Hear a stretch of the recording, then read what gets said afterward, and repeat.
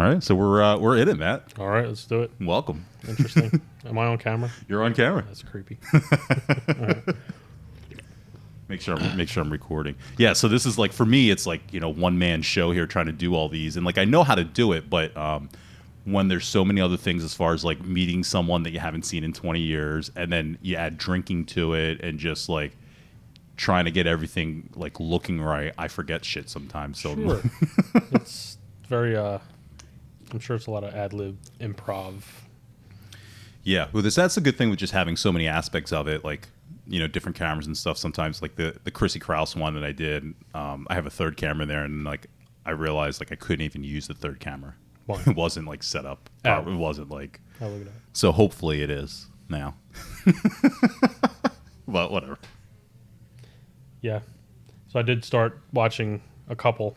Like I know you did Derek Cataldi, who's a guy that I've worked with a bunch over the years. Yeah. Not so much lately, but Tom Beal. Yeah. Guy I grew up with, was really good friends with when I was young. A couple other people, but I've been I just discovered podcasts. Okay. I'm always like late to the game.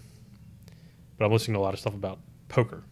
Texas Hold'em. I've been a big Texas Hold'em player since it became popular 15 some odd years ago. Right. Had mixed levels of success, and I'm like trying to get back into it. Yeah, I remember to supplement my when we got out of high school. I feel like I guess around the time we were able to get into bars. 2003. Yeah, when we were able to get into bars, like everyone was going. Yeah, they to had like, those free games. Yeah, like Reeds and all those spots would have. I spent a ton of time at a pool hall in Norristown. That was like my hobby. So I played pool. They had a card room in the back, so I did a lot of gambling. Okay. A lot of poker, a lot of internet poker. Yeah. So it was fun. I used to make a lot of money, but I could never like be a professional about it. Why not? I just never was able to apply myself. Yeah, probably. And bad money habits. Yeah, I was gonna say you probably need to like keep a whole bank just for that. Totally. I love. So I'm trying to do it again now when I'm 38 with a wife and 2 kids. Yeah, and a house, and and a house. They love that. A full-time job. Yeah. Honey, I'm going to the casino. I can't even do that now. I love Rounders. Remember Rounders? Fucking love that movie. Yeah. Very good movie. Not at all realistic, though. See, I don't know anything about poker. Yeah. So for me, it was just like, oh, this seems like... That was totally cool. Yeah, it's like, totally not like... See, it's like Rounders. I don't play poker. I love Tin Cup. I don't know anything about golf. I love golf. I'm terrible at it. See? But I pay $50 to $60 every other week to get angry on the golf course. Yeah. Okay. All right. It's fun. Did you golf as a kid? No. You just picked it up? My grandparents... I have family in Kansas. We would go out every summer. My grandfather was a big golfer, so 15, 16, he would take me out on the course, and I would hack, not really knowing. Yeah. My current brother-in-law now is a big golfer. Big into golf, so he gave me his old set, and we play. And yeah, when you have someone to go with, it makes and I got a couple work buddies that we play. We're all... Yeah, it makes it easier. not great, but we have fun. We take it seriously enough. Yeah. What, Kansas, but you're not from Kansas, My mom's are you? from Kansas. Really? No, I was born in Philly, Fairmount. I lived there till I was 5. Oh, okay. 6. Moved to East Oak Lane, and then moved to Bluebell when I was 10, and that's when I joined Wissahickon. What's that, like 4th grade? Yes, it was 4th grade. Stony Creek. Stony Creek. But you were in East Oak Lane before that. So then you switched. You lose all your friends when you... Sort of. It's like so much of the past is a blur. I used to smoke a lot of pot. All right, right on. Long time ago. Yeah. I can't now because of my job. Yeah. But I feel like I fried my memory to some point. But yeah, in East Oak Lane, I had a couple friends. My dad still lives there. The reason I moved out here is because my parents had an amicable divorce. Okay. Which was the best thing to ever happen to me and my family. That's rare, right? Because they're still like, even to this day, they're super tight. So I would still go down to my dad's and see my friends down there.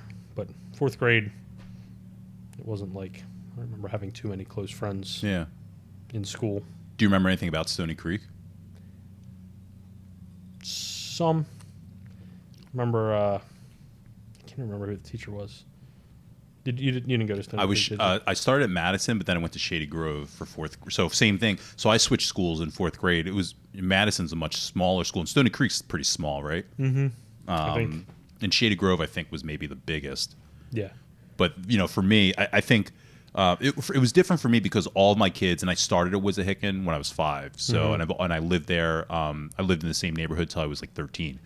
So my friends were all neighborhood friends, whether I went to Madison or Shady Grove or wherever, so they never changed. But the school dynamic was always very different. Yeah, that's sort of how I moved from Philly to Bluebell. We lived in Townline apartments for a couple years.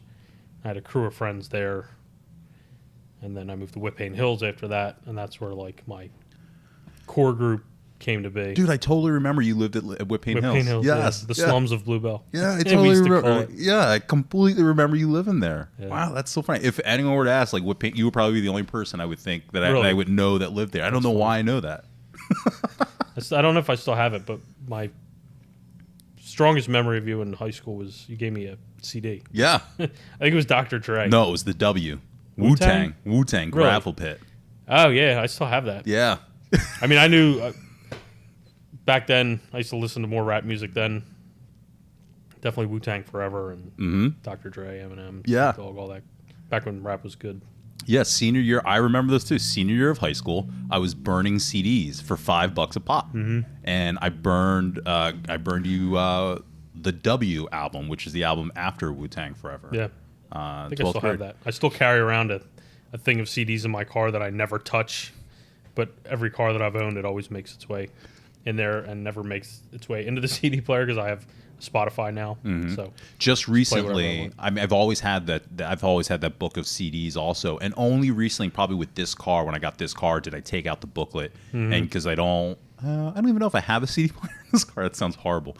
I probably do, but I don't use them. But what started happening was I leave them in the books for so long, for years and years and years. You go to the beach, all this stuff, and like this stuck. The silver on the CD starts coming off, starts peeling, and then like you just have a clear disc. But like you try and put it in, and like one song would play, and then the rest of the track, it'd be terrible. And then you just have like glitter, like the back of the CD, just little fragments of music, crackling off all over your seat and stuff. So they're still here. I still have them upstairs, and some of them still work great. The ones that I didn't use a lot, like a lot of my R&B, like R&B compilation albums and stuff.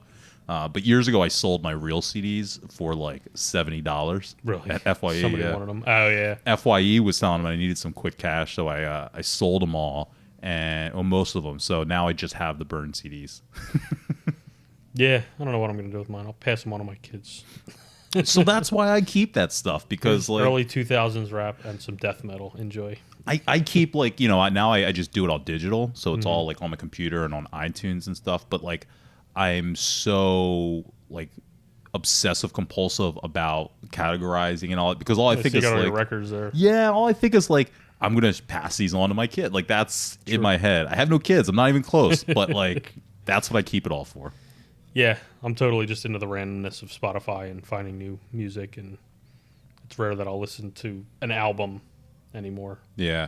Maybe that's sort of everybody has such short attention spans these days because of cell phones and YouTube, and you can't watch a video for more than 45 seconds. Well, right, when we were kids, right, we had MTV, we had the radio, but you get in and out of the car, you can listen to the radio when you're in the house. But then like when you want to listen to something, you put the CD in. You don't have just like an endless supply of new things to listen to, so you listen to that album. 10 songs by the same person. Yeah, switch it up. Yeah, like every day when I come home, I like, put on this album, put on this CD, or put on this CD, and like now it's like, well, I did that yesterday. I'm going to listen to something totally different because I can. It's here. It's at my fingertips. Yeah. And also, music has such a short shelf life. Seems like it does anymore. Yeah, artists will put out an album and then put out a single that's not on the album 3 weeks later. Whole new, like they're in a whole new cycle of marketing now with a brand new song or a feature or something. I'm not very in touch with modern music per se.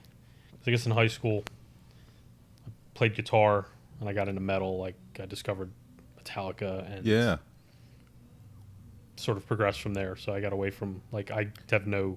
In high school, you discovered Metallica? Yeah. What were you listening to before that? Probably, I don't really remember. Rock, hip hop. Was it the Load album? Because middle school for me is when I actually discovered. Oh, okay, all right. And that like really turned me on to metal, and then I played guitar. I got in a band with I don't know if you remember Anthony Gaber from high school, Aziza Gaber's brother. Oh yeah, I remember Aziza. He was like my best friend, so we played in a band. And was that from? Did he live in Whippane Hills? No, he lived in Bluebell though. Okay. I was always friends with the upperclassmen. That's why I sort of feel like I didn't have a major connection to the people in our class. Yeah. Because in Whippane Hills, all the people I was close with were a year ahead of me. Anthony Gaber, Don Stong, I don't know if you remember these people. Joe Emsley. I remember that name. Adam Mushlin. I know those names, yeah. They were all... Anyway, that was my crew, so... What kind of stuff were you doing as a kid? You remember like what you were... Like, so before you got into guitar and all that, what were you... Like with those people or as just a in kid general, myself? just as a kid, in general. Just playing outside, playing video games. I didn't really have any hobbies. Yeah. Were Smoking you... a lot of weed once we got into that. Smoking cigarettes. I How sort of does- like felt like a bad kid. How does that start as a kid? Do you remember? Like smoking cigarette? Was it a friend that's just like, hey, Yeah, give it a try? pretty much. You're I actually like, just yeah. quit like 4 months ago. Oh, congrats, dude. Like on and off for 25 years, and I'm finally like done with it. Congrats. That's hard. My mom quit when she was like early 40s or something after smoking for like 30 years. So, you know, that's It's the sickest addiction. It really is. Is it like I mean, I understand why heroin junkies are addicted to heroin. Not that I've ever done heroin, but I've seen and known people. Yeah. And like you get what it does to you. But cigarettes, it's like a very conscious way of killing yourself, and all you're doing is, you know. There's a quote by Ray Charles, something like cigarettes was harder to quit than heroin. I think it's probably true. Not Yeah. that I have no experience. Yeah, no, I've gone through like spells where I have friends that love smoking cigarettes that are you know, habitual smokers, and when you're watching sports with them or whatever, and it's like a timeout, and we're like, hey, I'm going out for a smoke. Yeah, And you're always like, disappearing, and you always so like for me, I'd never like I didn't want to sit by myself, and this started actually when I would when I go would join them. yeah, when I would travel and we'd be at the bars, and they had just started the you can't smoke indoors at bars thing. So you'd be at the bar and everyone's like, hey, I'm going out for a smoke. The whole bar leaves. Like everyone Right. goes out to smoke, and it's like by myself sitting there, and I go, well, I'm going to go out with them. And now you're just sitting there, hands in the pockets. Yeah, in and the middle of the winter, like yeah, and they're just like, all right, give me one of those. It's Yeah. like you tried, and like I was like 20 something when I like started like leisurely smoking cigarettes, and I was like, holy shit, this is terrible. Well, it got you high. I couldn't believe Sure, how yeah, it gives I, you buzz. I couldn't believe how like, and I get very buzzed from cigarettes, like sweating and shit. Like I come inside and I'm like, does anyone have any water? I need some water. So now most of my friends have pretty much quit. And really, like in the last year, I just don't hang out with anyone anymore. Yeah. So that's all died away. But it's COVID amazing. sort of did it for me. I'm like that, and some other things. Like I had some weird sensations in my throat. All this weird medical shit, anxiety stuff. That Yeah. eventually went away, but it was enough to put me over the top. Isn't it And funny? realizing I'm not getting any younger. Isn't it funny, like when you start to not feel well, and then like you think about all the bad things that you're doing to your body, you just go, oh, like you've known the whole time, and you just go, Yeah. I wonder if it's that 20 years of smoking cigarettes. Right. Well, now I'm 38. Like, you know, not to say your best years are behind you, but all those years of invincibility are gone. And then people would probably agree with this. Once you have kids, it totally like flips the script. Like if you ever thought you were invincible or immortal, and you have kids, you realize that, you know, you were once that, and now you are this, and it's like a total mind fuck Yeah. to see kids and realize that you were that small once, and now you're this, and the whole cycle. I don't know. It's like a mental thing. I was thinking that not It's enough with. to change your mind about a lot of things. I was thinking that with I saw some high school kids recently, and I was just looking at them thinking like, oh my god, these kids are so fucking young. Like I didn't really ever register until it's like someone that you know, and you see the youth or the immaturity in them, and you just go, oh, they don't know shit. But like prior to that, you're just like, oh, this is a cool kid. Like they're pretty mature for their age, and then like these little things happen, you just go, oh, they don't even know. Like they don't even know how to cope with that in life. It's never happened. Like they don't know what they're talking about. Oh my god, they're fucking 14 and a half. I know, it's freaky. So you were pretty normal kid. Did you have a brothers or anything? I Or had 3 brothers, 2 half brothers that I wasn't totally close to when I was younger. And my younger brother, who I lived with my whole life, he was 5 years younger than me. So like always like a school behind. Yeah, totally. Okay. When you went to, do you remember like middle school at all? Do you remember like, so one of the things that we talk about a lot on the podcast is when you go into like the different pods in middle school. Yeah. And how like it kind of fucks your whole social world because you're so segregated from everyone else. Like you have to start over. Did I think you? middle school is when I moved to Whippane Hills. Whippane Hills. 6th or 7th grade. I can't quite remember. So that's when you start meeting the older kids. Yeah. Yeah. Like I have some vague memories of middle school. Did you take Japanese? My most scarring memory of middle school was, I forget who the teacher was, but remember they used to put out those slam books? Do you remember slam books? The girls would write them. I do. I remember them. I don't remember if I remember them from TV or real life. They were real. Real life. They were real in our school. I remember. Not that I care now, but it was like Matt LoMastro, most unattractive or something. I was like, What the fuck? Totally damaged me. Really? Probably not really, but I was always shy in school. Yeah, you're always a quiet or more kid. introverted, unless like I get to know somebody. Yeah. I was always like real quiet, and then once I get to know somebody, I'm. But you're also high. Probably a lot of the time, yeah. Yeah, we used to get high on the way into school. Probably in school sometimes. I remember getting caught smoking in the bathroom a couple times. Man, that's so wild. You know, it's funny. Like the smoking, I can't even imagine. And again, like smoking indoors because you can't do it anymore. Right. So to think about those times and like people were smoking cigarettes and like it used to happen. Mrs. Gay, yes. Yeah, with the flat top. And then I would have to, yeah, totally. Flat top and the Gap. Yes. And then I would have to stay after and do janitor work with Butch, I think his name was. Butch, yes, the janitor. Wow, I forgot all about that. Like community service. Wow. Yeah. I don't forget everything. So then your friends weren't even like school related, like not so much like class related day to day. No, I mean I had associations, class related. I say associations, they may have been friends. Like I remember you. What was her name? Rena Lewis. Yeah. I remember her. I ran into her after high school at some point. Pam Lacey. We always like, if we were in class, we would sit next to each other because our names were next to each other in the alphabet. Yeah. And then guys like, remember Matt Smith, who I remember passed away at some point. Yeah, like 10 or so years ago, I think. Was it that long ago? I felt like it was longer than that. It might have been longer. It was like not long after high school. Yeah, it was probably, maybe 15 to 19 years ago then. Yeah, it was. Keyshawn, I don't remember if we hung out in school or after school. I think that was a pot smoking thing too. Oh, Keyshawn, really? Yeah. See, I remember hearing about him, and that was like totally freaked me out. It's so weird how you don't know like what kids are into in high school. Like I wasn't into smoking weed in high school. I didn't drink any of that stuff, but like I would have never pinpointed like Keyshawn or you as like potheads. Yeah, yeah. It's just not anything. I think I remember him. I still drive by his house occasionally in Bluebell or his old house. I remember being there and getting the vibe that his parents were like. He was always sort of like. He always dressed in black. I don't know what you would have called him. Back then. Like kind of like sort of the goth kids or like the but his parents were super traditional. Off the boat Indian, so they probably felt very oppressive to him. Yeah. So he was like, I felt like he was always fighting that. Yeah, there was. We talked about it. I had Mike Volpicelli on, like a couple of weeks ago, and he talked about kind of like the trench coat mafia kind of thing, and the all black and trying to, fit in or not really fit in, but like finding your own crew. Sure. And, but you never wore black. No.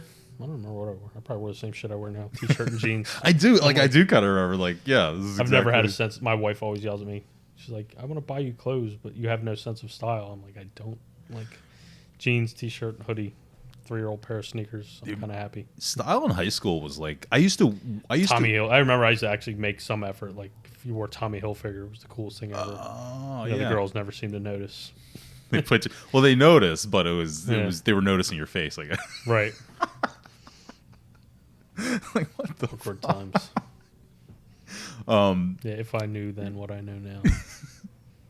Were you did you date at all? Like middle school, did you hang out with girls? I would say rather. In middle school, middle school is kind of the time when I felt like people were dating. I felt like there was like sex. I mean, obviously you were already doing the drugs. Dated my friend Adam's sister for a short period of time. She was an underclassman. And then I met a family friend who lived in Northeast Philly who ended up being like my first love. So from like 17 to 21. Oh, wow. I dated her. So that was it. I was always driving into the city. What were you doing what do you do at that age for dates? I never dated at all. high school, middle school, anything. And part of that was like it became fear. like a heavy relationship. So it, you go from You're dating, hanging whatever out. you go to the movies, dinner, mini golf, to like hanging out at each other's houses. home. Yeah. Yeah. Like a real It was serious. partnership. Sure. Yeah, like a real relationship. And I never really had much of like much before that. Yeah, It was kind of that, and then I was single at 21 and hanging out at Reed's. And you didn't date at all. So then you didn't date like within the school atmosphere. Nope. At all. Not at all. Was that by Just circumstance. circumstance? Yeah. Yeah. I mean, I guess I was probably a late bloomer in a sense, and I was more shy. So, whatever age, 14, 15, 16, I wasn't really. I probably had crushes on girls, but I wasn't like coming after them. Yeah. I was waiting for them to come to me, which never happened. That's exactly. It's like I think I'm still like that sometimes. Like sometimes I still see girls and I'm just like, yeah, if she comes to talk to me, like I'll turn this on, but I can't. Yeah. I can't fucking walk up to her. Right. What's your pickup line?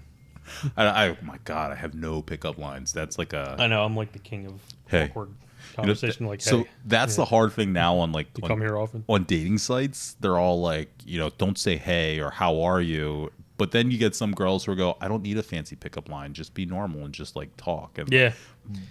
I know a lot of guys who are into the online dating stuff. And it seems like you don't even need pickup lines. Most people are just using it as. Some people are probably looking for love, while other people are looking for hookups. something a little more. Yeah. It varies. I don't know. I find like I'm doing it wrong. I don't know. I don't think I'm ever meeting those girls that want to just like hook up. I find I meet the girls that just like want to have like deep, intense like relationship, You have which to is adjust your profile. right. I need to like just change it. I work with this guy. He's 59, but he looks like he's 40. He's like in incredible shape. Yeah. Super macho alpha, like Italian guy, Yeah. construction worker guy. And all he does is meets girls half his age and they have sex. And then he moves on to the next one. So I need to change my profile. I'm just here to deliver You need the to be D. like some super aggressive asshole alpha macho guy. If that's what you're Yeah, here to deliver the D. Right. Nothing more. If that's what you're looking for. No, I'm not, but it's really hard to get to know someone on like social media. And I kind of can't stand that whole element of today's society anymore. I don't know what your computer experience was growing up as a kid, but like for me, I spent a good amount of time on the internet. Yeah. So I just have flashbacks to like just the horrible way that like kids used to like talk on chat rooms and like like people would like seek people out and you talk to girls and then like get into the cyber sex thing or like and then the girl's like, oh, just touching your boobs. yeah, and then it'll be like, I'm just kidding, I'm a dude, and like Yeah. I have a really hard time connecting on the internet with people because it's so easy to talk. Right, you see all the time people just say whatever the fuck they want on the internet because there's repercussions when you're not face-to-face. exactly. So I feel like and especially because now when I do these podcasts on Zoom now, I can legit talk to people like forever on the internet. Like it's no big thing. It's like a second arm to me, like third arm, I guess, or whatever. Like talking on the internet and being comfortable and like my wife does a lot of sort of direct sales stuff online. So she's selling whatever and she's talking to a picture of herself while people are chatting through, and she's so lively about it. And I'm like, I could never get into that. Like, it's like you're basically talking to a wall, but you're talking to. I don't know how to not do that when I'm talking to people on the internet. Really? I don't know how to not turn it on when I'm talking to people online or on a I'm app still like, I guess like it's my like a little bit of boomer in me, but like I'm not big into like long text messages or even long phone calls per se. Face to Like face. get to the point. Yeah, Face to face, totally different. Like I totally enjoy engaging with people in person. Like, but I have too much like trepidation that being like this on the internet is boring. Yeah. I can't just, you can't just, because then you're waiting for a reply and you know what I mean? Like you're just being normal and being yourself and being nice and caring or whatever. And it's like, that just it's not, I feel like it's not a turn on for women. no. No, just to be like, you gotta like, oh, I'm going on vacation to this place, or you know what I mean? Like put on a show. Yes. Be something. Yeah, I feel like you have to show them the flashy things when you're talking online so that they decide you're A, safe, B, worthy of meeting in person. Jeez. It sucks, dude. Yeah, I guess I kind of missed all that because, I mean, I'm not a long-term relationship guy, but I went sort of from one to an in-between to another, and Yeah. that's where I'm at now. I'm married. Did you do sports or anything like that in school? I worked out for the football team in the off season. I was going to be on the football team. I forget what year, maybe junior year. Mm-hmm. And then got to summer camp and spent 2 days outside in 98-degree weather and decided this wasn't for me. And that was my high school sports experience. Were you a sports I have a fan, nagging though? injury from gym class too. I remember going up to catch a football in gym class and like twisted my body 180 degrees and fucked my hip up. And, like, didn't realize it at the time, but like it's something that's haunted me for the last 25 years or Wow. 20 years. Is that how long we've been out? Yeah, we graduated 20 years ago. Yeah, And I do construction work for a living, so that's not feel it. easy on the body either. Yeah, you probably feel it, right? Which is why I'm like trying to transition back to poker to supplement my income, because I don't think I want to do heavy duty construction work for the next 17 years Yeah, until I can retire. well, that's interesting. We'll see. You did you work as a kid when you were? I started Oh my God! Wait, I know where you worked. where all the cool kids worked. No. Well, I know you worked at Duke's Firehouse, right? Yeah. Yes. In a car wash, yeah. Yes. That. Oh my I God! worked at Clemens. I was gonna say, first, dude, when and you then I said where all the worked cool at, kids were, I was like, are you gonna say Clemens? No, I worked at Clemens for like a year. Everyone fucking worked at the one in And then I Center worked Square. at Duke's. Yeah, at Center Square. And then I Everyone worked at Duke's worked for a there. while. And then I took a break from Duke's and worked at a Buca di Beppo, the Italian restaurant in East Norton. I worked there for a little bit. Then I went back to That Duke's. does the family style servings, the giant. Yeah, God, I remember It's an that. X-ray center now. Yeah, there's only like one in the world. I feel like left. There used to be or one in the area. Jenkintown. I don't know Yeah, if that's the still one. there. That's the one That's still left there? that I mean, I don't remember the last time I drove by, but like I knew Yeah, I when all the remember up others that were way. closed, that was the one that was still there. Mm-hmm. Oh, that's funny. But the firehouse, Duke's fire hose. Fire Duke's hose. Yes. That was actually a really good experience. I remember I'd go in there because I was working at Clemens making $4.25 an hour or whatever the minimum wage was. $5.15. And Duke's was paying like $7 or something. I'm like, shit. I was 17. I was like, I'm $2 an hour more. That's exactly why I went to Wawa, because they were paying $6, and McDonald's was paying $5. I started at McDonald's and they were paying $5.15, and Wawa paid $6. And the manager was like, "You need more. You need more money." I was like, "Yeah." Of course I do. So I switched. Duke's was a good experience though, because got to meet a lot of people. It was customer service. It was owned by one of the Corman brothers of Corman Properties. Yeah, Corman who I'm sure you Suites. see all over the city. Yeah, I was working especially in that North area. Philly, Temple area. There was Corman apartments everywhere, but one of the brothers owned that, so it wasn't just like your regular run-of-the-mill car wash. He really cared about the image and the customer service, and so you sort of got like a different angle from what you would maybe think of as a car wash job. Yeah, I I ended up managing the place for a while too. I think it's changed hands a few times since then. It's still there though, right? It's still there. but Yeah, it's when like I drive by a different 202, name. yeah. Their big thing was that they were a brushless car wash because they wanted to cater to the Bluebell crowd. They wanted Right. to cater to all the rich people to bring Right. their Porsche or Mercedes. So They don't have scratch. brushes scratching your car, but I think they've since converted. Hmm. It's still expensive though because it's in Bluebell. When you were in school, were you good at anything like that you thought would be like a skill? Did you have a favorite? Let me ask you. Did you have a favorite class? Science, anatomy. I remember anatomy with Mr. I want to say Mr. Klein, but I don't know if it was Mr. Klein. He had a really With the cool beard? big beard. Yeah, yeah, like the axe Dissecting the murderer cat. beard. Yeah, Yeah. I always enjoyed that. Wasn't much else that really jived with me. English, math, Now, social studies. Mr. Quimby, I always remember liking too, oh yeah, because I was in the gifted class. so you were in like enrichment or whatever. I was in enrichment, but Yeah, I never Leslie understood talked why about because I always feel like I've had like an intellectual brain, but I never want to apply myself. I've always been a procrastinator, and I remember him always getting on me about that because I would never do the projects, I would never do the homework. How'd you get in there? In enrichment, Yeah. I think I remember taking an IQ test in like middle school or elementary school, and they're like, "Oh, this kid's smart. Put him in there." So were you in enrichment all through elementary and middle school and all that? Oh, Yeah. wow. But at the time, I never understood why. It was just Yeah. And I never felt special. what kind of grades were you getting?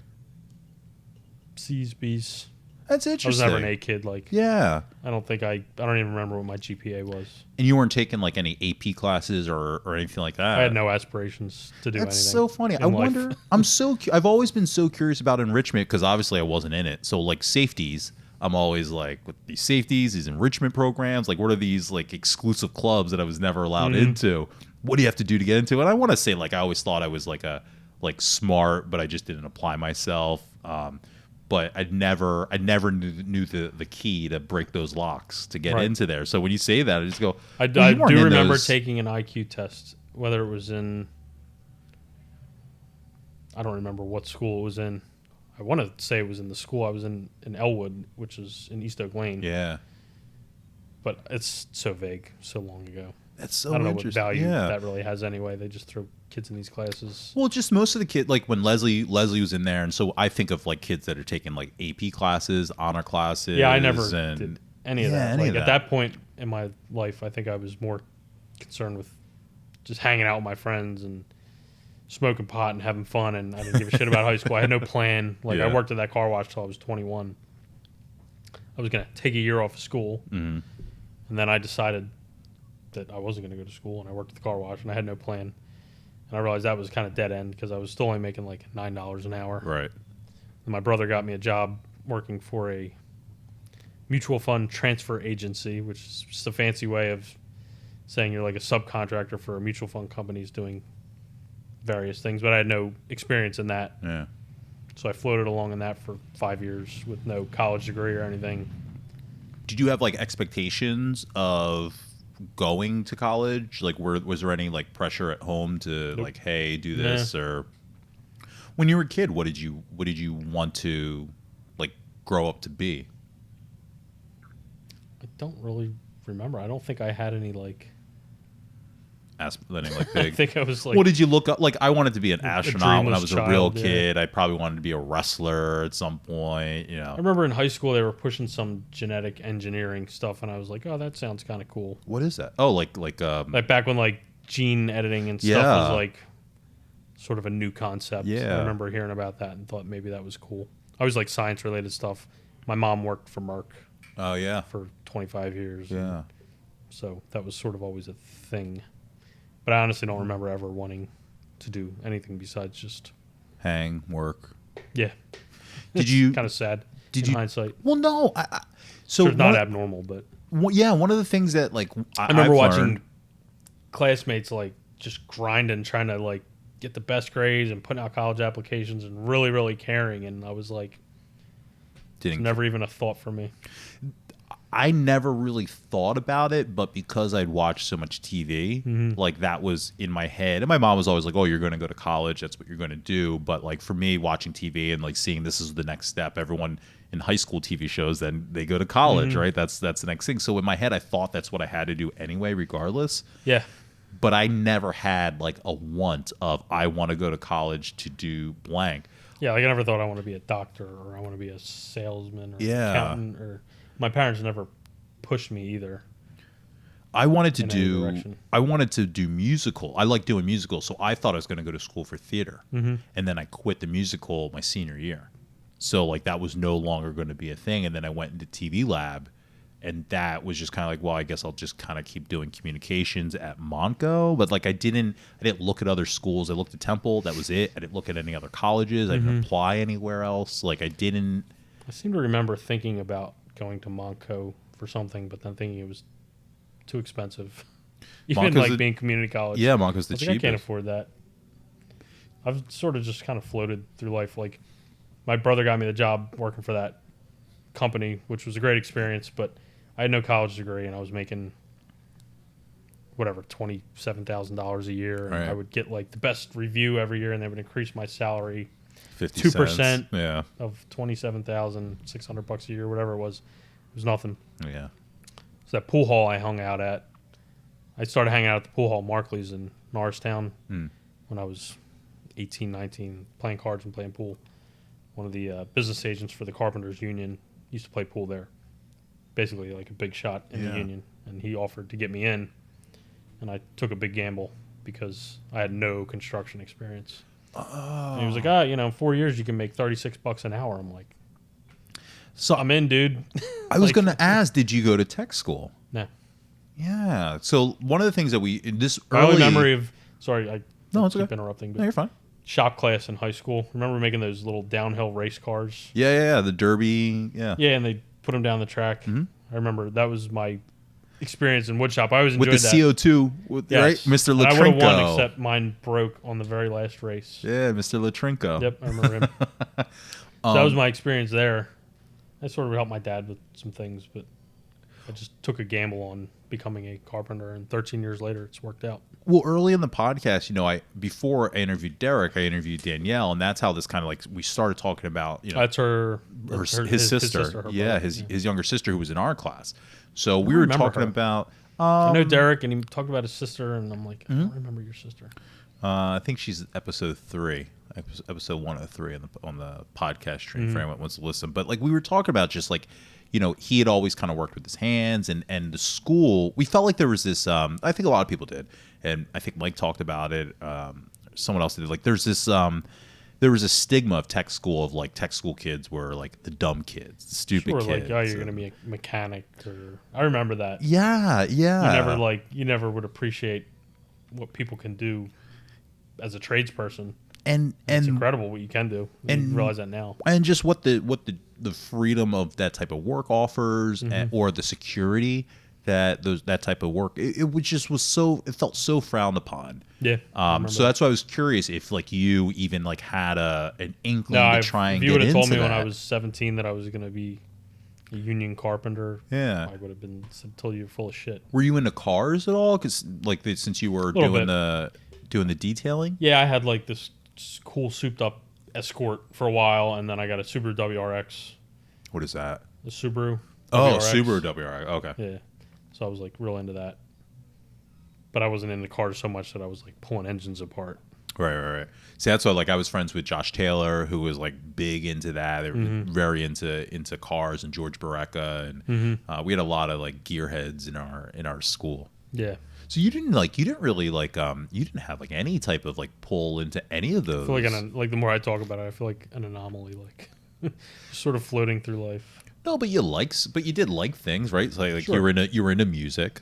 Yeah. You were on the internet. Yeah, I was in a band for a while. We played some shows. Our crowning achievement was playing a side stage at one of the Warped Tour events up in Scranton. Oh, that's dope.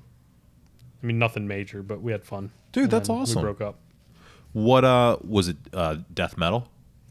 That wasn't death metal. It was metal, but it wasn't death metal.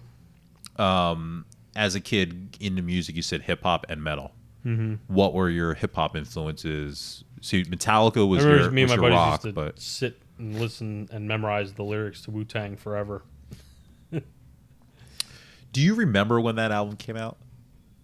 Wu-Tang Forever? Sort of. I mean, I have just really clear memories because it was one of the first double disc CDs to come out. I think Tupac had one out, and I can't remember. I don't know if Biggie had died yet and if Life After Death was out yet. But Wu-Tang Forever was the big one, and all the kids were bringing it into school in 8th grade. And maybe we were in different pods, but for me, I was in 8A. And I just have vivid memories of everyone bringing in their Wu-Tang Forever CDs. Everyone was just bringing in the same fucking CD because we had computer class, and that was the first time you could put CDs in a computer and play music.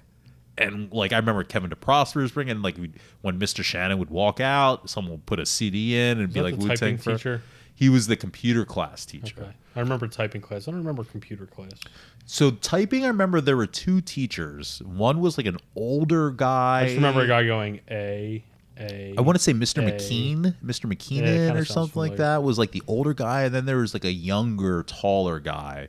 That in my head it's Mr. Latrinko, but that's not him. But it was Mr. O'Neill. Yeah, Mr. O'Neill with the parted hair and the tall guy. Yeah, he looked like and he was just S. Wow, that's so weird. I pulled that out. Yeah, Mavis Beacon. Yeah. Yes. Yeah. I actually got really good at typing though when I worked in that office job. I was doing 80 words a minute. Yes. I'm great at typing. I can still type even though I don't hardly use a computer That's anymore. one of the most valuable classes I've ever had because I'm awesome at typing. Stuck with you. My entire life. Yeah, I can do 80 words per minute cold.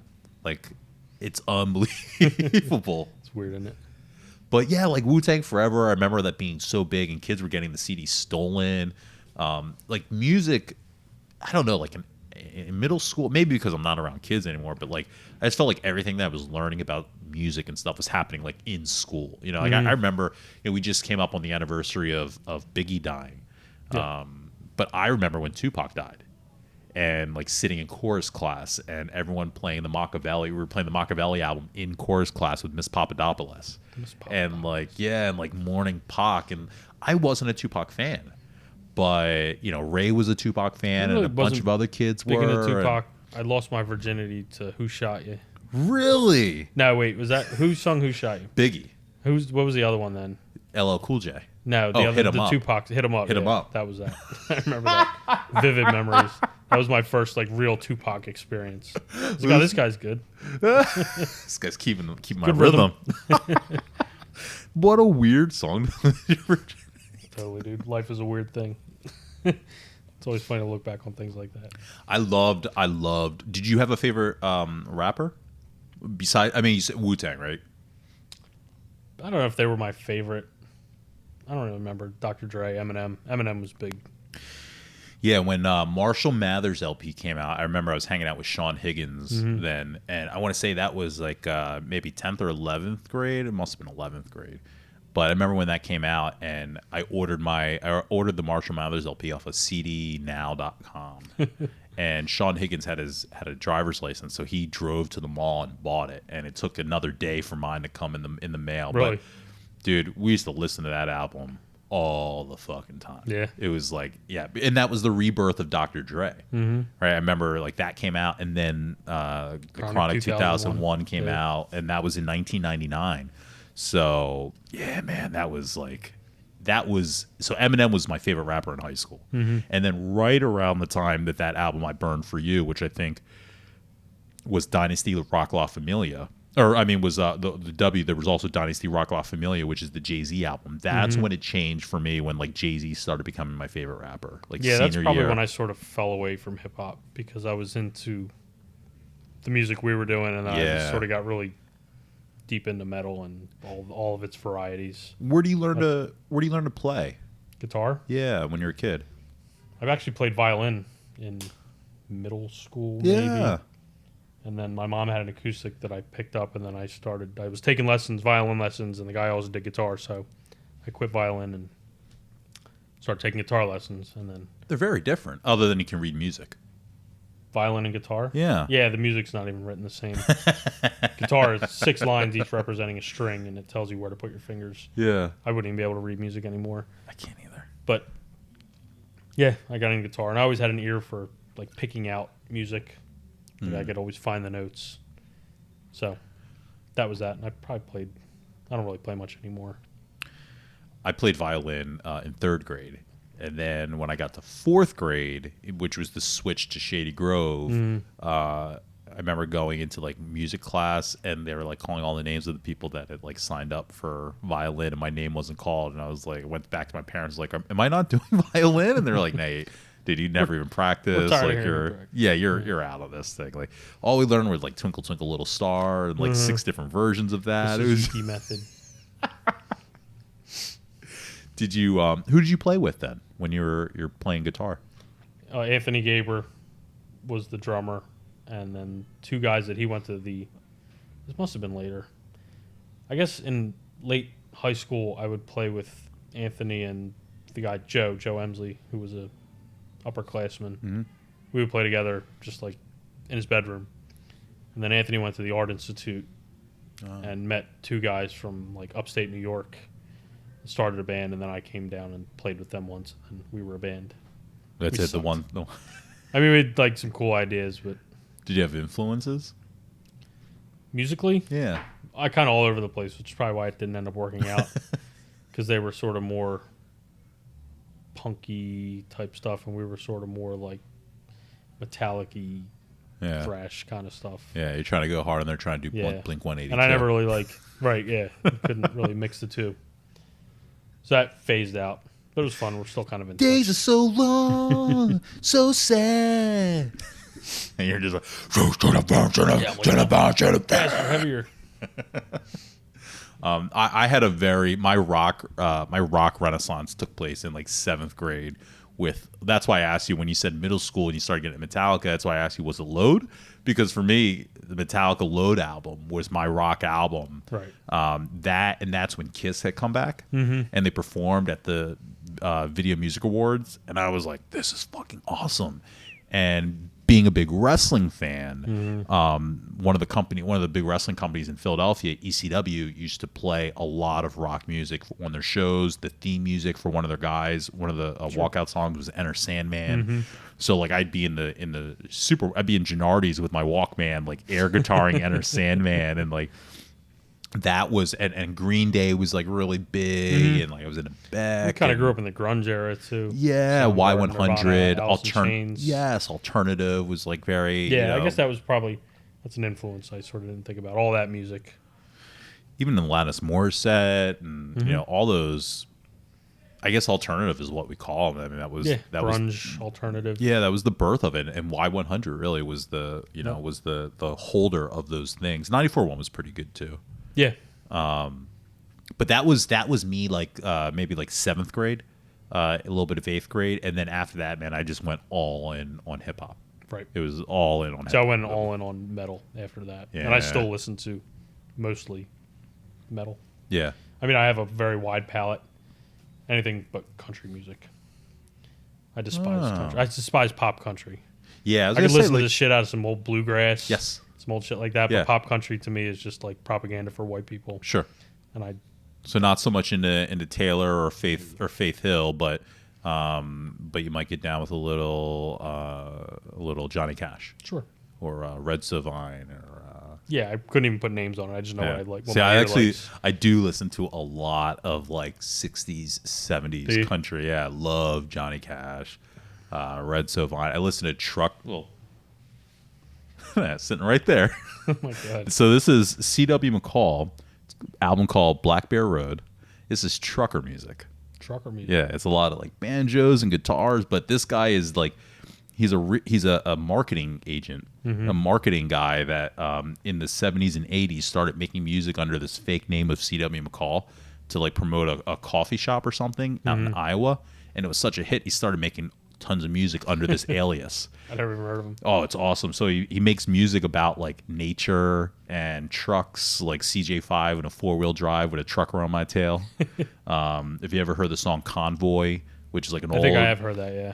There's a Chris Christopherson movie from the 70s, the same name, which is used in the music, Rubber Duck and all that shit. And like, this is what but like, that's how it started. Just listening to a lot of like, yeah, I feel like that's like real country music. I don't know what they're putting on the radio now. It's all like, well, it's just like with anything, right? There's like really great R&B artists and pop stars that can fucking sing, and then they add in like I this feel like little music should come from like a like, place where what you're singing about is something that you experience. So some hip hop artists can sing about coming from the grimiest parts of the city, and they mean it because they lived it, and others are singing about that shit, but they grew up in the suburbs and they have no some of them grew up in Toronto. Right. Working for Nickelodeon. Right.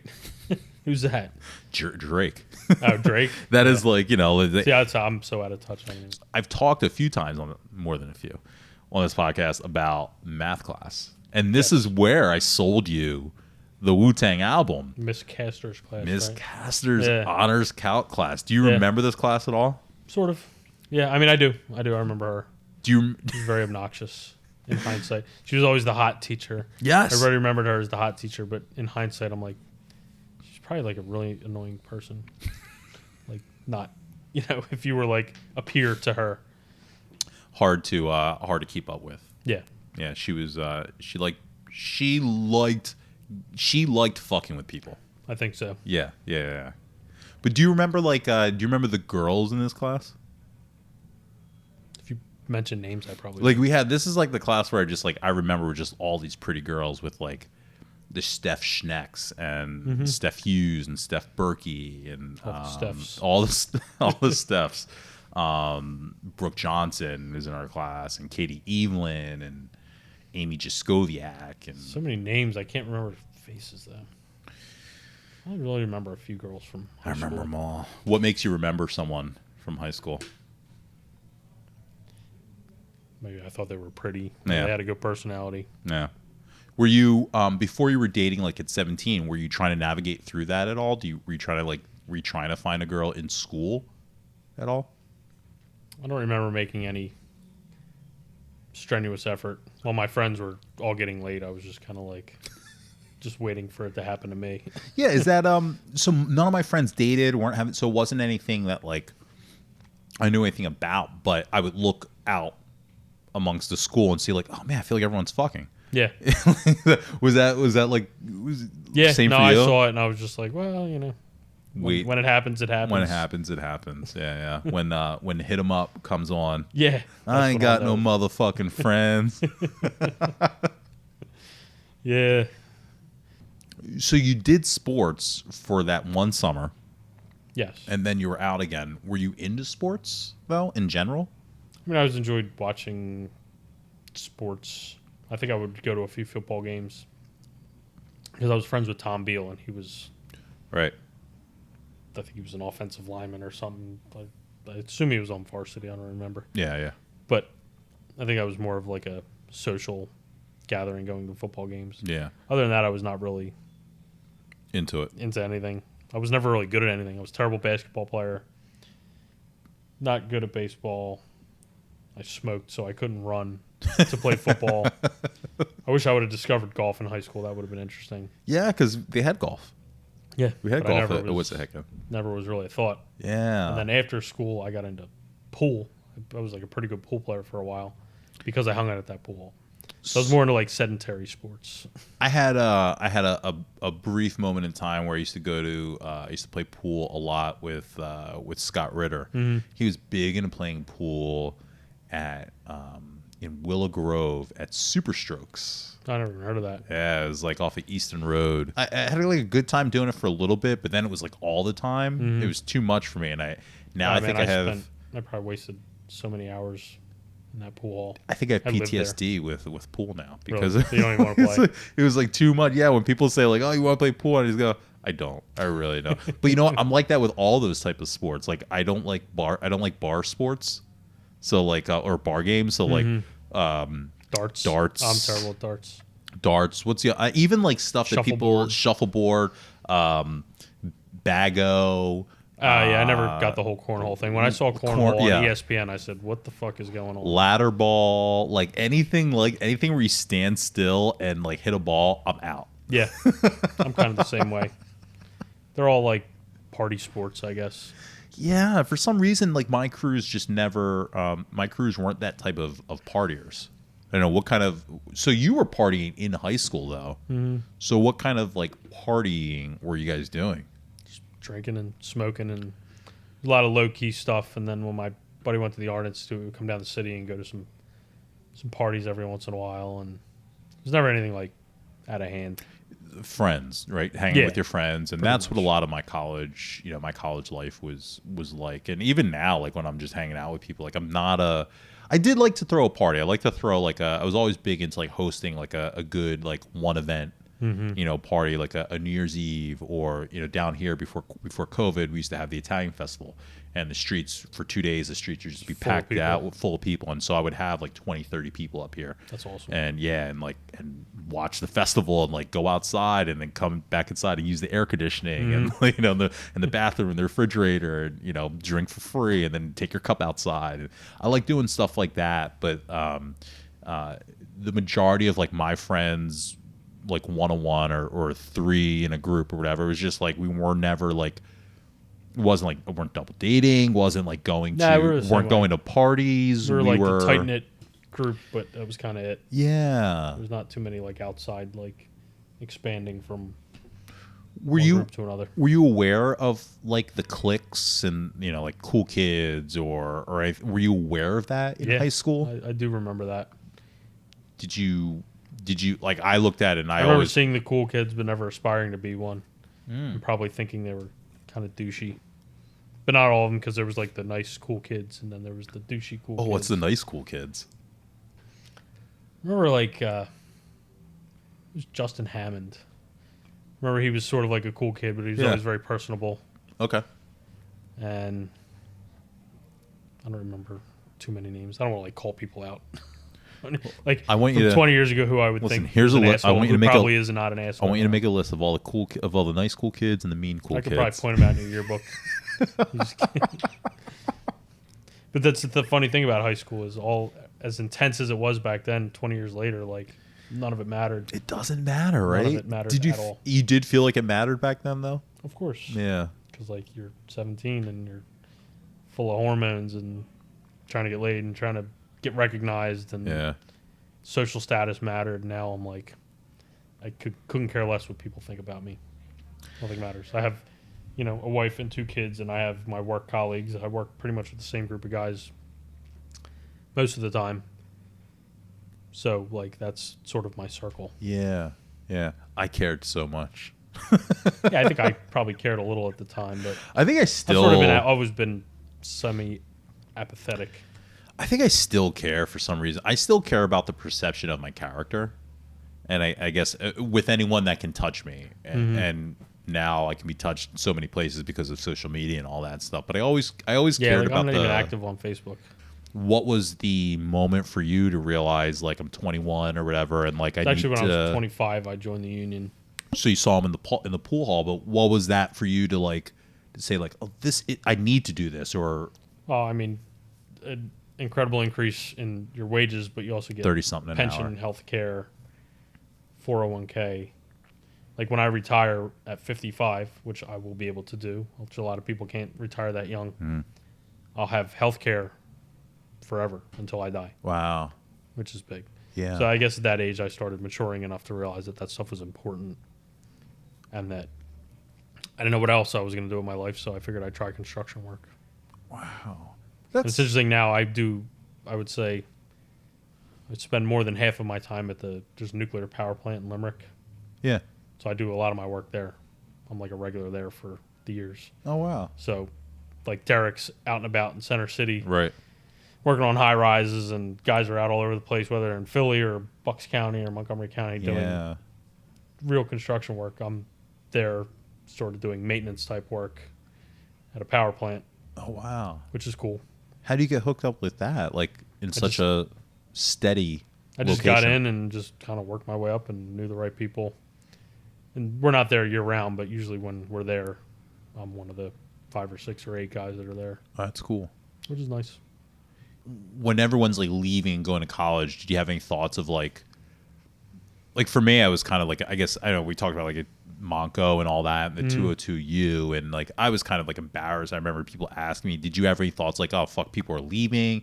Were your older friends like because leaving? we all sort of stayed. They all Everybody stayed in the area? sort of still worked. I was still working at the car wash at the time, and I was managing it at that point. So I was sort of watching maybe some people I knew go, but other younger people coming up, getting this part-time work. And then my closest circle of friends never went anywhere. Okay. My closest friend, Anthony, went to the Art Institute, so he was only in the city. Yeah. And the other guys were just working regular jobs. So your life didn't really change even that much. I didn't feel like I was losing people. Were you still living at home? Mm-hmm. When did you get the ability to leave home and move out since you're not in college? This was my wife, I think. I got in the union in 2008, so that would have made me 25. And we were together for like a year, and then we got an apartment. So around 26. Okay. Decided it was finally time to move out. Yeah. What's that through your 20s then? You're living at home. Yeah. What's that? That's like the classic suburban stereotype, I feel like. Yeah, but my mom was very like, she let me do whatever I want. Because I wasn't a bad kid. Like, I never got in trouble. Yeah, never arrested or... She was a single mom. I mean, she got help from my dad, but she was a single mom, me and my brother. So... Yeah. She would do her thing, and I would help around the house, whatever, and then I would just go out, and it was fine. You said it was amicable. So your relationship with your dad, even though you moved with your mom, did your dad stay in the city? Yeah, he still lives in East Oak Lane. Were you able to still have that? Like for me, my parents, when they got divorced, like I had like maybe a year with my dad, but then after that he kind of like fizzled out. So like that was Yeah, it they're for still me. my whole family dynamic is it's always an interesting story because my dad met his first wife, who was the mother to my two older half brothers. Right. Growing up, she was always my Aunt Nancy. Okay. Because they split up, but amicably. Mm-hmm. Granted, these people used to do a bunch of acid together. They did acid and smoked weed. It's like a commune. Yeah, they were sort of not hippies per se, but sort of into that angle. So that was my Aunt Nancy, and then he met my mom, and had myself and my little brother. Then they split amicably, and now he's married to I guess it would be my stepmother. Okay. But like at family gatherings, we're all together. Yeah. My Aunt Nancy, the mother, his first wife, the second wife, and the current wife. Oh, that's and they're cool. all like best buds, and we all hang out. That's cool. I feel like that's rare. It's got to be incredibly rare. Yeah. But I'm so grateful for it because there was no like fighting, there was no animosity, there was no nasty divorce and fighting over the kids and all that shit. Never happened. So you always had your dad around for you for whatever you need. Did you like go there on weekends or I think I would spend some summers there. summers in East Oak Lane? That's gotta be hot. That's actually where I started smoking weed. I was gonna say. Good friend down the street. Yeah. Yeah, I mean, there was not like too much to do, but he had East Oak Lane's all those big old Victorian houses. Yeah. I love it's gone now, but the old Oak Lane Diner. Yeah, I remember the Oak Lane Diner. Yeah. It was right on Ogon Ave, wasn't it? Yep. That's not there no, anymore? it was right on What's the one Broad. I'm thinking of? Oh no, yeah, you're right. You might be thinking of the so on the corner of like Ogon's and Cheltenham was the Littleton Diner. That's what I'm thinking of. Yeah, because I drive when I go to my dad's, I take 309 down and bust a left on Cheltenham. Yeah, right. And I did some work across in the Mount street Airy from a the couple mall. years ago. And they tore that down, and I think like they expanded the McDonald's there. At Yeah. Cheltenham. I get wings over on Ogon's Avenue. Like I know that area somewhat well. I used to drive down there and get beer. Apparently, you were like legit like the sixth person to mention Really? the little Asian deli there in Cheltenham where everyone would go to get beer. Yep. I never knew. Yeah, I only went once or twice, but I remember going. It's funny. All my friends' Because then I found a place in Norristown on Main Street that did the same thing. Okay. See, all my friends' dad, they all drank beer, but for some reason, like it just wasn't anything that like we got into or we like even knew how to do or anything. It's funny. You just completely. I mean, now I'm all in, but like just missed this. Yeah, it's funny now. I don't drink at all. Like that one beer is like woo. This is It's heavy. This is 12%. a 8. Ooh. This is an 8%. I'm just a lightweight. I'm the same way. I'm the same way with certain beers or like certain things I'll drink and I'll just go like, ooh, like it was mimosas I was having not that long ago and I was telling someone, I said, listen, with mimosas I get fucked up. Yeah. I do like red wine now. Ooh, okay. I like wine. Yeah. Beer's like, I feel like I have to commit a lot of stomach space to beer. And the bubbles and like, it's very thick. That tastes really good, but I'm thinking I couldn't drink 3 of those. So that happened to me after college. The minute I graduated college, I couldn't do beer anymore. It was the weirdest thing. I just couldn't. And my buddy said it's when you're getting old. Mm-hmm. He says, no, that's just what happens. Try this Bud Light, you'll be all right. Bud Light. But like when I graduated, because I used to love drinking Yingling lagers. Yep. And I just lager and Bacardi rum. I just couldn't drink it anymore. Like my body had like an allergy to it. Yeah, it's not that bad for me. It's just too much effort. Like if I really want to get drunk, I'm just gonna drink wine. Yeah. And like 4 glasses, and I'm happy. And 4. It goes down easy. You just said you don't drink. You drink 4 glasses. Well, of 4 wine. glasses would really put me over the top. Yeah, that's a good. See, I should have had some wine here. I usually have some. I usually have a little wine. I've got some. I think I have some like rosé. What's that? Like sparkling, like champagne, but it's. No, I'm like I only drink red. Anything else? It's like insults my masculinity. This is like blush champagne. Yeah, you could pop that bottle if you like. When did you meet your wife then? Because you move out in your mid-20s. Fellow pool player. So at that pool hall. Wow, so everything's happening at this pool hall. You meet work, the girl. Yep. Wow, what kind of ladies hanging out in the Norristown pool hall? Some chicks are a little rough around the edges, maybe. Yeah. Yeah. So yeah, that was sort of where my adulthood circle of friends came to be, was the pool hall. My wife, my That's now cool. brother-in-law, who married my wife's sister, and Okay. the gang that we ran with then All sort of hanging all around grew there. from there. So was it just like a daily or a semi daily type of thing? Oh, we were in there Every single day? Yeah, because I guess poker became popular in like 2003. We were just in there hanging out, playing pool, playing cards, gambling. There's a bar across the street that you could drink at underage. And then my wife ended up getting a job at that bar, and sort of grew from there. Like, That's cool. we were the group that kind of really never left our sort of centralized area of Norristown. Oh. How'd you end up? You weren't living in Norris. You were living in Whipping Hill still, though, right? Yeah. Yeah. Okay. But So it you was just like a stone's throw. Yeah, taking the it's trip literally over like the very north end of Norristown, Okay. right over Johnson Highway. Okay. So And then so she's the bartender at that bar across the street. Yep. So you're walking over underage to get drinks. But she didn't start bartending until probably I was of age. Okay. Okay. But yeah, that was sort of. And you meet her in there. And what's the pickup line? I think we just played pool together. She knew you from the pool hall. Yeah. And you're mad. We were all yeah. regulars there, and we just ended up.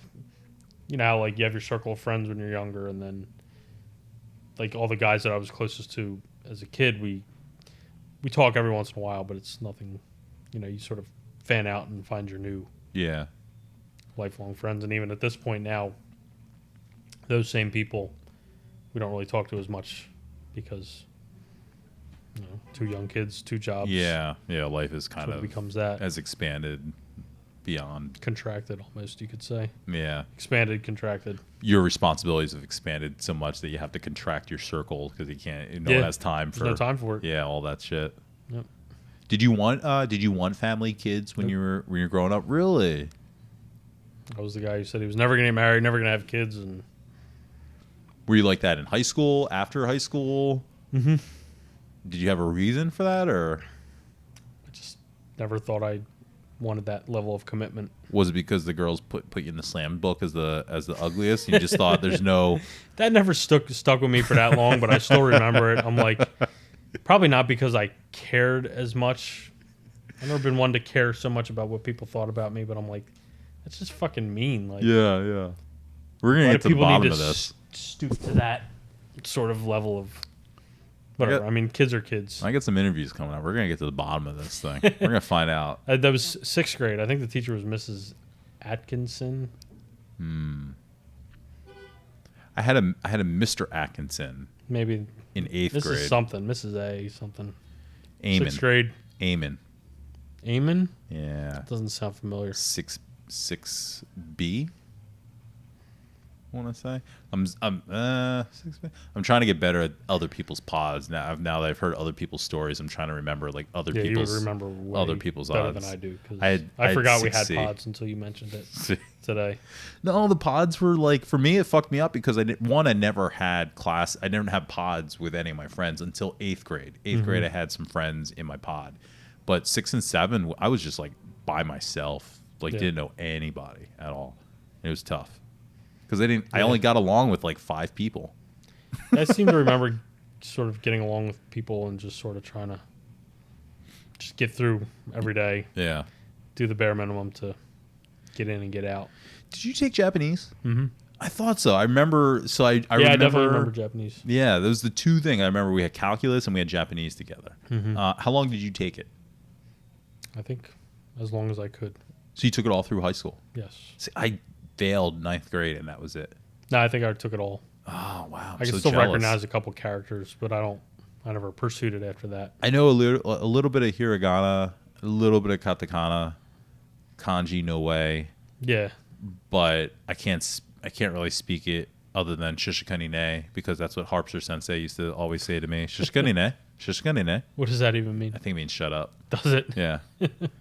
And I could still recognize a few letters of the hiragana, but outside of that, I want to learn it. I should have done it during the quarantine, but I'm dying to relearn it because I'd love to go to Japan. That's like my dream. You've never been? Nope.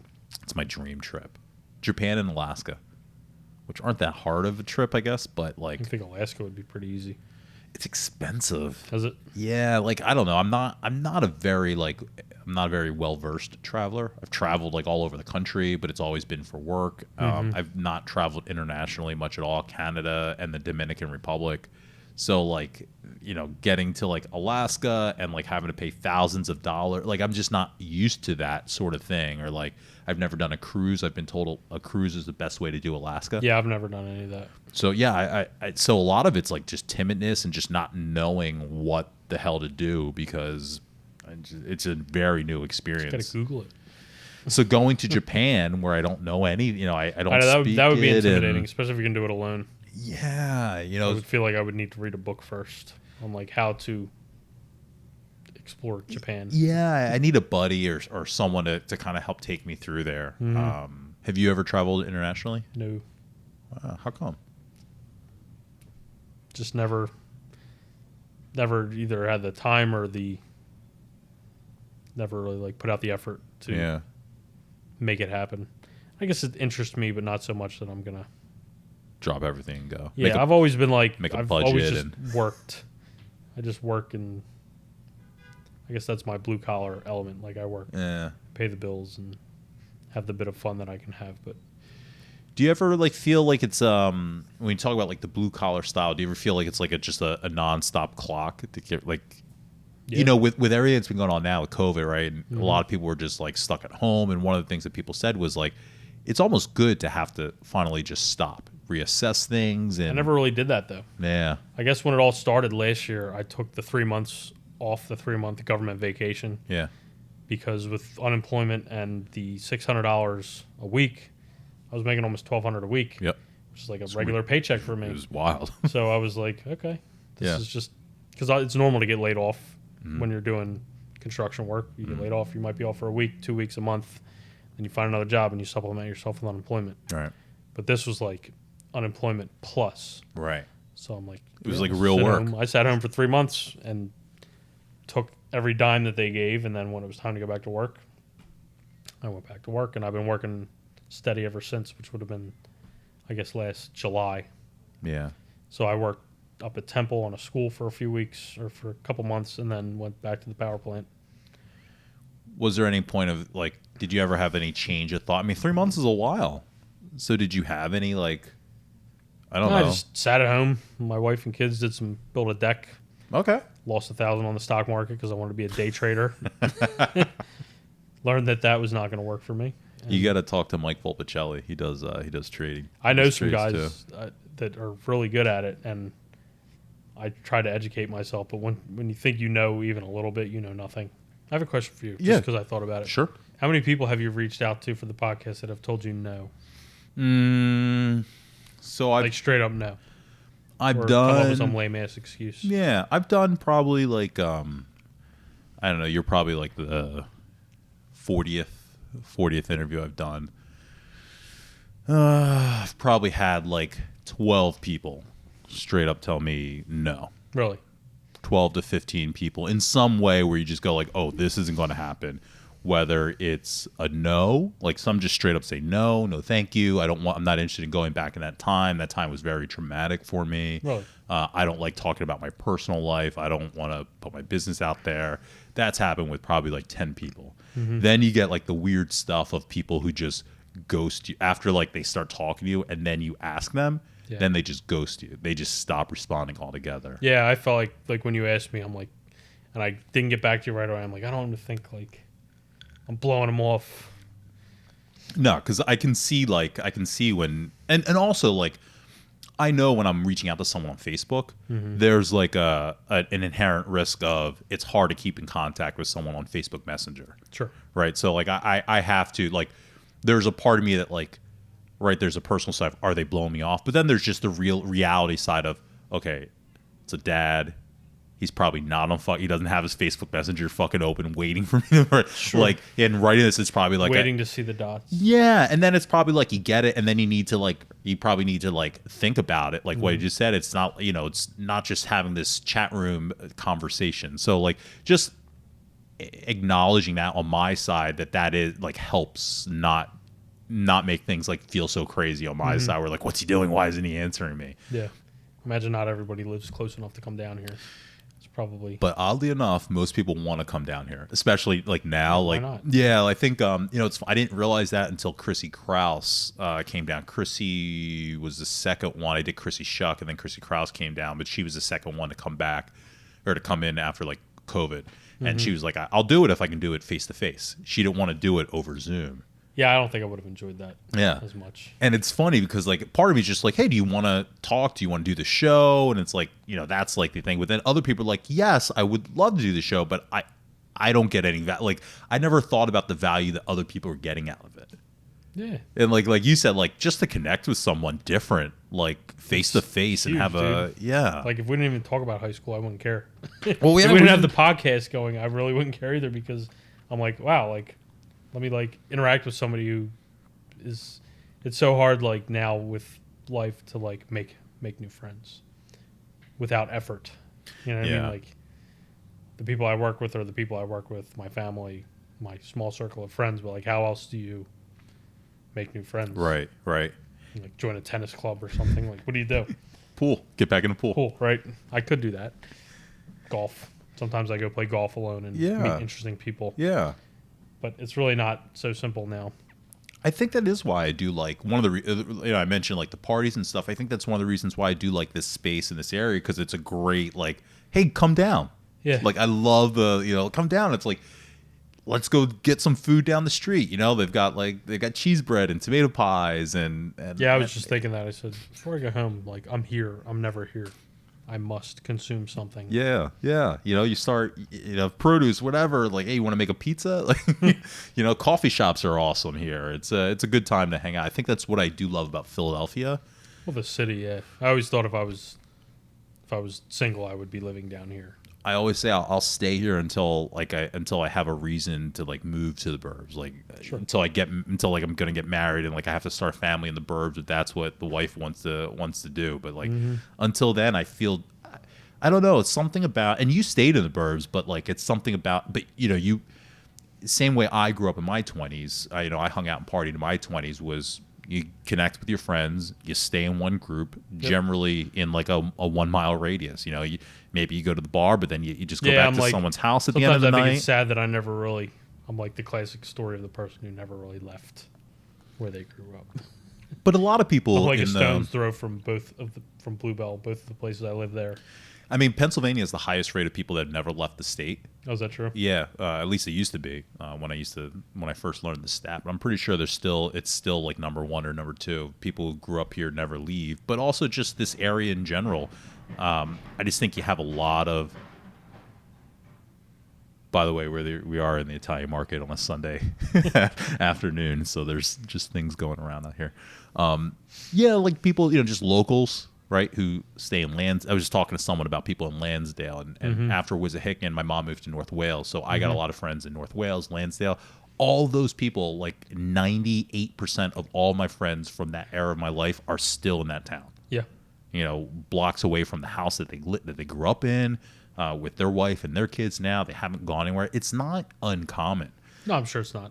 Even for me, right? When I was talking about it a little bit earlier, like I've never traveled. I've traveled to Canada and the Dominican Republic, and outside of that, my travel's just been domestic, and the majority of that's been through work. Jersey, Maryland. Yeah, like I mean, you've been all over the country. I've been all over the country, minus I haven't been to I haven't been to Alaska, or Hawaii. I haven't been to any of the Dakotas, but pretty much everything else I've been to. I don't think I've been to Alabama. But the rest of it, I've probably been to the major cities or whatever, driven through, and it's not like I haven't like.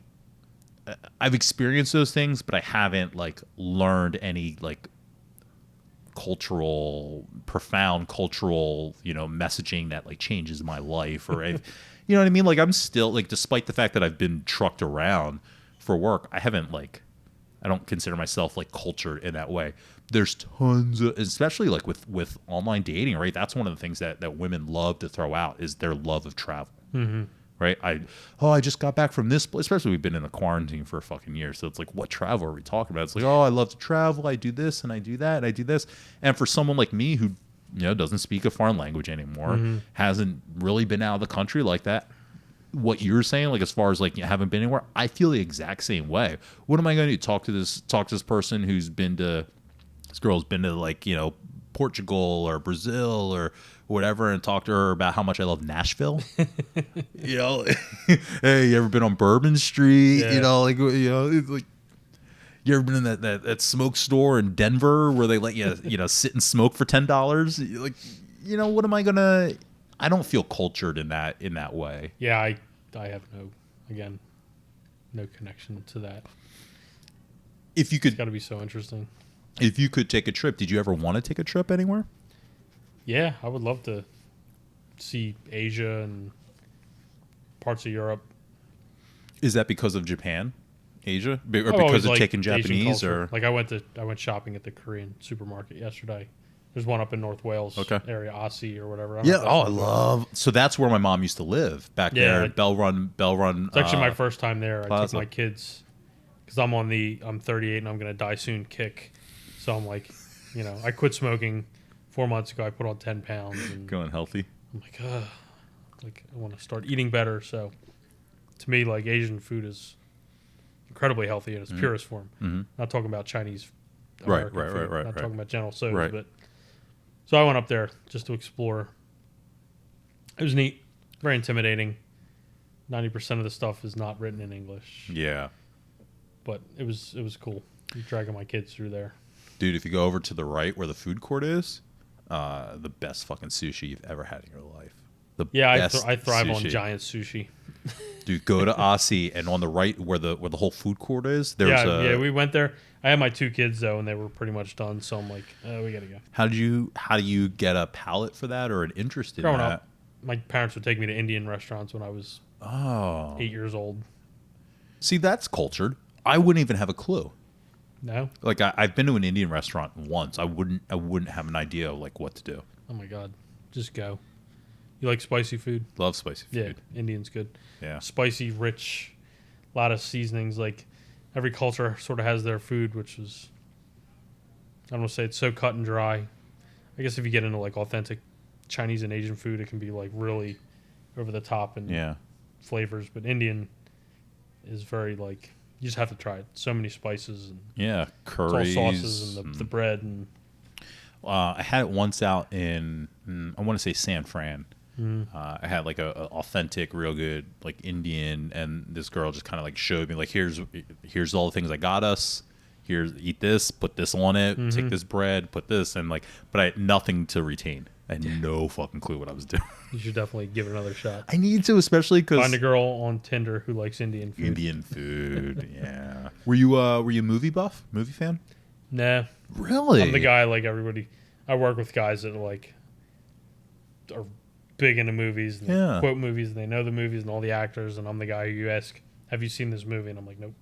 Growing up, were you weren't into like were you into like movies and stuff in high school? I always like to ask people if there was like a movie that they were into in high school that they really liked. Nah. I don't know. I'm trying to think of like I remember like Independence Day. Yeah, Independence Day. I'm trying to think of out my head. You know, when I think of like metal and stuff, I think of like Henry Rollins and Flea in The Chase with Charlie Sheen and Christy Swanson. Never saw it. No? Oh, you should see that. I've never watched a Star Wars movie. That's not too bad. I feel like it is though, because I feel like Star Wars is like everybody loves everything Star Wars, and I'm like, stop talking about it. Yeah, but you know what though? Our generation was the bridge. So I remember growing up, and my dad liked Star Wars. My dad making me watch Star Wars or watching Star Wars with my dad, and it was like, oh, okay, yeah, this is Star Wars. Ooh, this is great, and everyone knew the reference. But we didn't have Star Wars coming out when we were kids. Star Wars was dead when we were kids. Yeah. It was only a thing that your parents could like. But at some point, they started coming out with all those movies when like we the were whole world bought in. But that was like 2001. It was like maybe 99 when Phantom Menace came out, 99. Like we were, 16, 17. Like we, at that point, if you hadn't been brought into it, you weren't going to be into it at that point. So when did you actually get married then? I hope my wife doesn't watch this. It's 2021. I think 2012. 2012. 2012? Okay. I'm going to blame it on a The beer and beer? a half. Yeah, I think we've been married. It'll be 9 years this year. Was an easy decision. Decided, Yeah, I mean, we'd been together. We ran with the same circle of friends, so we were tight and close, and got an apartment. Just felt natural. Yeah. When Yeah, like some people get married and they're miserable. They feel obligated or whatever. It's been fine. It's been easy. Yeah. We've been friends. We're very good about. I've always been like a person who needs a lot of space personally to be kind of allowed to do my own things, and she's really good about that. So, what do you do when in your space? Just sometimes I just like me time, alone time. Yeah. I like to go out and play golf or play cards, or even if it's just doing a project in the basement. It's kind of nice to be able to like be an individual, just be alone. Yeah. Yeah. When did you? So then, when did you guys start having kids? 6 years ago. My son is 6, so 2015. What was the transition like for you going from? I guess it was hard in that having to take care of a small human. Not that I felt like my life was over, or I can't do this, or I can't do that. Yeah. Because I still find a way to do things. Like I refuse to give in to the concept that like if you're married with kids that you're not allowed to do anything, or all of your free time is shut down, or you're not allowed to. So I make time. I make sure that I can get out and do things, but just taking care of a small person is really tough at first, and then it gets more interesting as you watch them develop and grow. And you said 6 and 4? 6 and 4, yeah. My daughter's 4. So you got split too. 20 months apart. Wow. They're like best friends. It's the coolest thing ever. Difference between being a boy dad and a girl dad? Not so much, I don't think. My daughter's pretty tough. But again, my kids are close enough that they like have like a really strong bond. Yeah. Like if you had your kids 5 or 6 years apart, imagine having a 12-year-old and a 6-year-old. Well, that was your life because you had a brother. Me and my brother, yeah. Yeah. So we were sort of close, but not as close as like my son and daughter are. Like they're going to be best friends. Yeah. Through life. Growing up together with aspects. My wife almost convinced me to have a 3rd kid, but it's done now. Well, it's not done. It should have been done. It will be. I should be sitting here with a bag of peas in my pants, but the doctor canceled on me, so I got to wait a few weeks. So there's still a chance. So she's got I'm just going to be abstinent for a few weeks. Few weeks to squeeze it out of you. Yeah, I'm okay with that. 3rd kid would be, I'm sure, I didn't want to think about it. Where are you living now? Norristown. And you're still in Norristown then? Yeah, we're probably looking to move in the next year. So what's life like for you now out here? I mean, you're still working in the union? Still working in the union. Carpenter? At the power plant. Carpenter. Do a lot of scaffolding work, which doesn't sound like carpentry typically, but it's interesting. I work at a nuclear power plant, which is a very interesting place to work.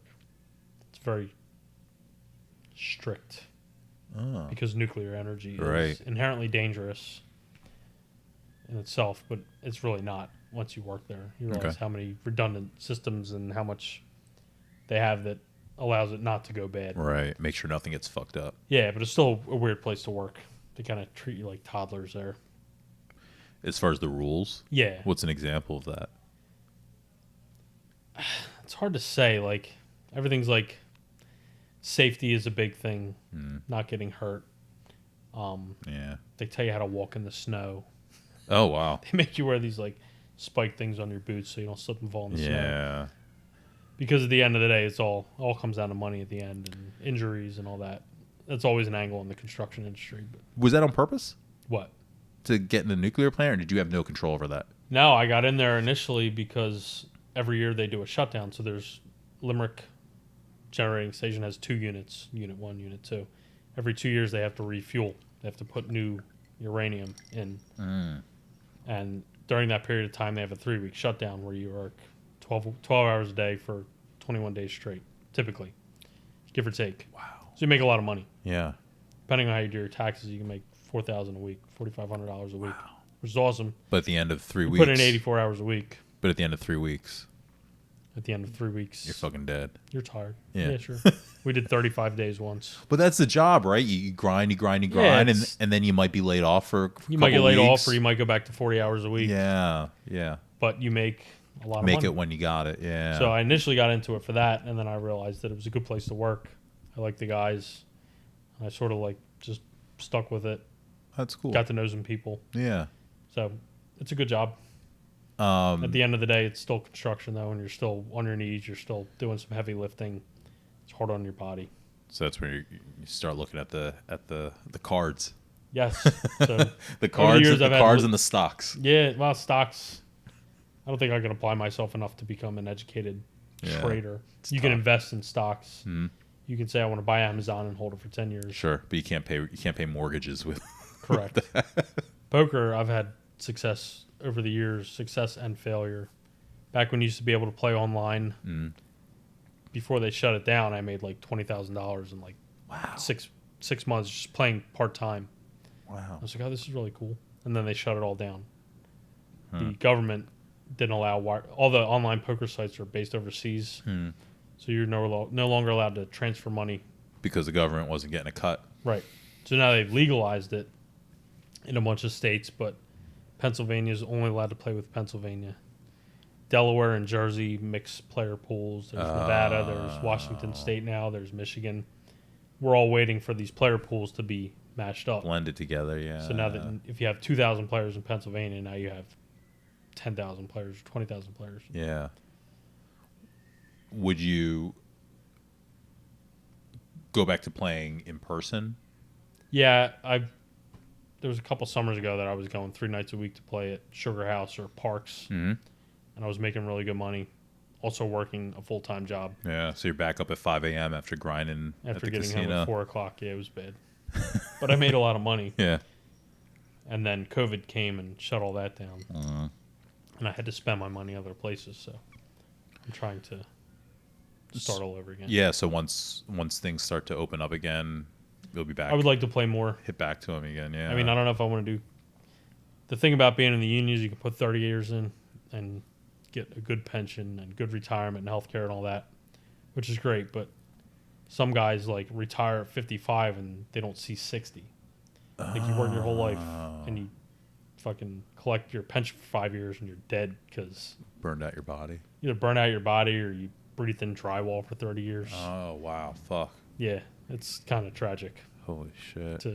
They build this up like, yeah, you're going to be in union, you're going to do this work, you're going to retire really great.